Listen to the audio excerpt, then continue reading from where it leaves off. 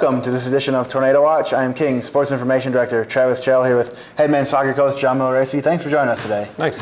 Half of the season's gone by here. Been a kind of interesting first half. A lot of overtime games, double overtime games, a couple of ties in there. Can you talk about consistency and how you maybe improve that a little bit as we go forward here in the second half? No, I think I would definitely say we've been inconsistent this year. I think there have been a combination of some really good performances with some bad luck, some poor performances without any luck, and some injuries. So I think 4-4-2. It kind of shows us that we're in there, but we've dropped some that we probably should have had as well. I think 4 overtime games wore us down a bit, but I think we're getting everybody healthy now, and I'm looking forward to the back half of the season. Yeah, and getting everybody healthy. Last week only one game, which was on Saturday, so you had 5 days to kind of rest and recover. How much did that help, and then how encouraging was it to get a win at Barton after that break off? Oh, it helped immensely because we were able to rest a few guys, but also train extremely hard and purposeful, and the guys did a great job last week, and it showed. Right when the whistle blew, we were on the front foot at Barton, and Barton's probably the best one-win team I've ever seen. This is a team that was in the NCAA tournament last year, and but credit to our guys, we never really gave them a sniff for the game. We outshot them 20-5, and their goalkeeper was amazing. He made 6 or 7 just top-class saves and saved it from being a worse result than it was for them. But 1-0, it's 3 points regardless of the score sheet. But we're glad to get the result. But I think we deserved a little better, barring the goalkeeper not having a game of his life. Yeah, it's always good getting conference wins on the road. Defense has been pretty stout this year. Kept King in games, and then scored some goals late against Queens and Lander too, just to send the game to overtime. And a couple of those ending ties. How encouraging is that to see that your team is playing there to that final whistle and kind of hanging in and getting those goals late? Yeah, these guys are the core of this team is now sophomores and juniors, and they've been with me for 2 or 3 seasons now, and you can tell in terms of their growth, both in character and and their ability, what they're doing on the field. A lot of our ability to hang in games this year.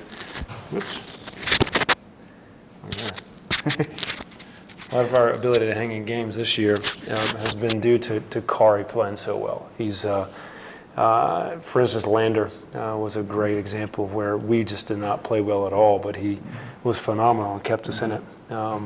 And our back line of Cobain and Nick Bogeman and Kenny, and we've been kind of rotating guys as an extra outside back with some injuries. They've been superb this year, and teams have had a really hard time finding goals against us, barring the first game of the season against Tusculum, where we had a really poor second half. We've never been out of reach in a game. We've always had a chance to get back in it late.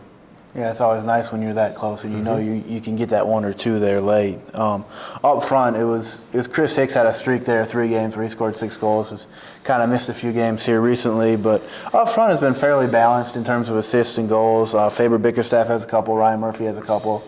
Both have kind of been distributing the ball up front too. How nice is that to see up front, the distribution and the different guys being able to score? Well, it's important because last year Chris carried such a big load for us, and he started off flying again and then got hurt. And so other guys have had to step up and find goals when he couldn't.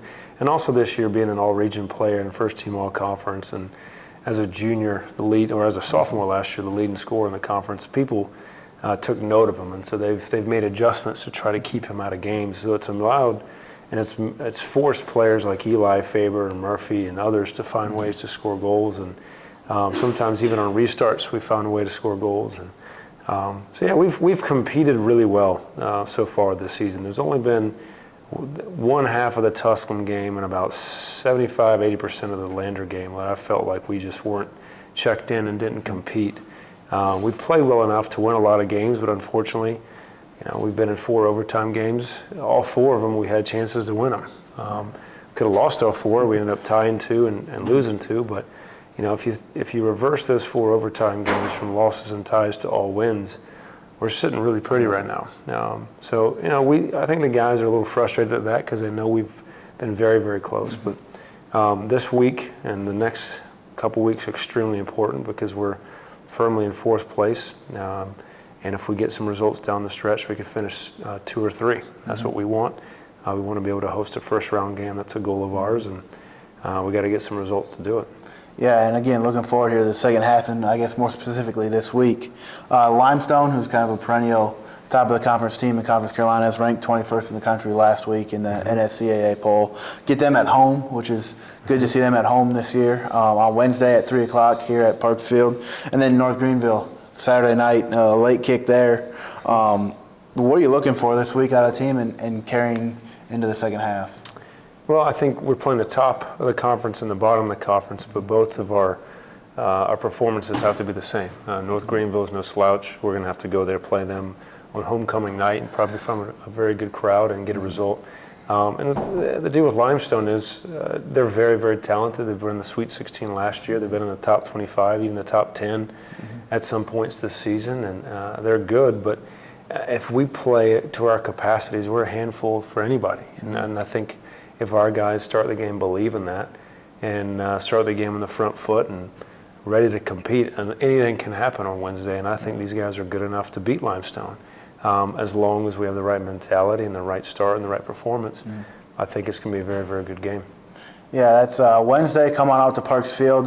Men play at 3 o'clock following the women's game at 1 p.m. here at Parks Field. Should be a good game. Can't make it, live stats, live video, kingtornado.com. And then Saturday, I want to follow along online at the game in Tigerville, South Carolina at North Greenville. 9 p.m. kick down there, live stats, live video. If they're provided by North Greenville, again, will be on kingtornado.com. Good luck this week, and thanks for joining us. Thank you.